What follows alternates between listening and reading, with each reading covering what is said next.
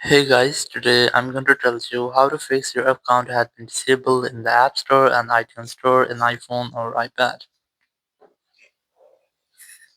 If you're using any iPhone or any iPad, you're facing this type issue in your App Store or in your iTunes Store that your account has been disabled. So let's see how can you fix the issue.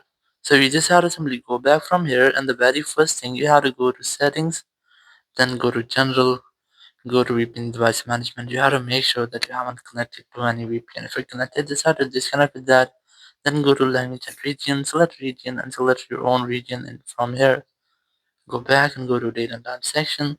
Enable this toggle to set your date and time automatically. Again, go back and go to software update and just try to update your software. Once you have updated your software, you have to go back and just retry to check if your issue has been fixed or not. If it's still not fixed your issue, so go to your app store. Just tap on the profile option at the top right, then tap on your Apple ID,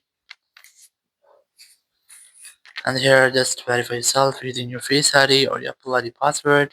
Now on this section, you have to try to select your manage payments option, and you have to make sure that your payment method and your billing address is valid. There is no any issue with them. If you find an issue, just try to correct that, but I recommend you have to try to remove your payment method from here. Once you have removed, you can easily re-add it without any issue by selecting this country or region option. And here you have to select your own country or region in which you're living, or the country or region you have just selected with your iPhone settings. So let's say I'm gonna select this one from here, then tap on this continue option, then tap on agree at the top right. Now on this screen you have to re-add your payment method. Just add your payment method, your billing address, you have to enter your street. These two are optional, so you can skip them. Enter your postcode or zip code. If you don't know about this, you can search from Google. Enter your town, your country, your phone number, your name, and after all, just have a done option at the top right. And your country or region will be changed. Your payment method will be updated. Your billing address will be also updated. So your issue will be fixed, and you will not get the issue again. After doing this, I recommend you have to try to make a forced restart before you retry. Now to do that, just quickly press on the volume up and volume down, then press and hold the power button and wait for your phone until the screen goes really black. And here, once you get the black screen, you just have to wait for Apple logo.